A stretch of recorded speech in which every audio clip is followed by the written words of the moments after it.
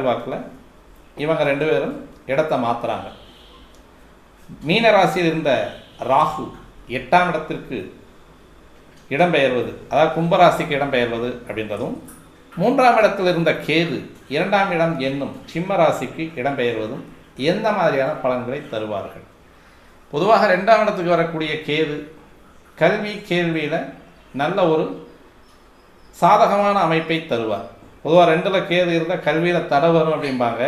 இந்த தடவை அவர் சிம்ம வீட்டுக்கு வரக்கூடிய ஒரு அமைப்பு அப்படின்னு சொல்லக்கூடியது, ஏற்கனவே படிச்சுட்டு இருக்கக்கூடிய பசங்களுக்கு தடையில்லாத கல்வியை வழங்குவார். நல்லா புரிஞ்சு படிப்பாங்க, அவ்வளோதான், வேற ஒன்றும் கிடையாது.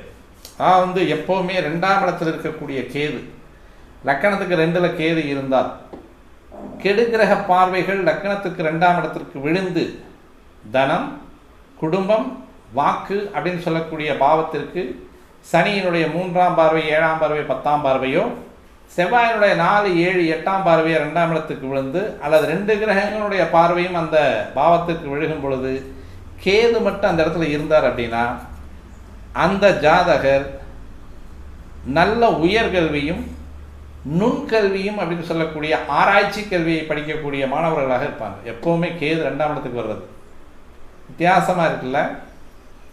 இது அனுபவமாக எடுக்கக்கூடிய ஒரு அமைப்பு தான். 2ல் கேது இருக்கும் பொழுது கெடுகிரக பார்வைகள் இருந்தால் இன்னும் டாப்பாக இருக்கும், படிப்பில் நல்லா ஆழமாக படிப்பாங்க. இதுதான் அந்த கேது இருக்கக்கூடிய அமைப்பு அப்படின்னு சொல்லக்கூடியது தான் அந்த அகழ்வாராய்ச்சி.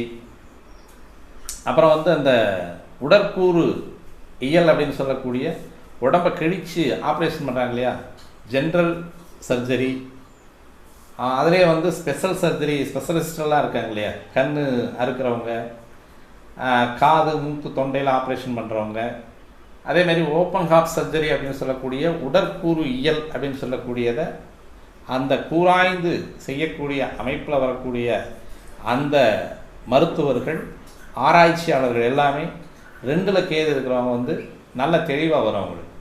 ஆனால் இதில் ஒரு ட்விஸ்ட்டும் இருக்குது. கெடுகிரக பார்வைகள் 2ஆம் இடத்துக்கு விழுந்து கேது அந்த இடத்துல இருந்தாலும் உயர்கல்வி நல்லா இருக்கும். அப்போ 2ஆம் இடத்துல கேது மட்டும் இருந்தார் அப்படின்னா சுபகிரக பார்வைகள் இருந்தாலும் இந்த நிகழ்வுகள் நடக்கும். ஒரு வாத்தியாராவோ அல்லது ஒரு அட்மினிஸ்ட்ரேட்டராவோ அல்லது ஒரு மாவட்ட நிர்வாகி, இந்த மாதிரியான ஒரு அமைப்பு போவாங்க.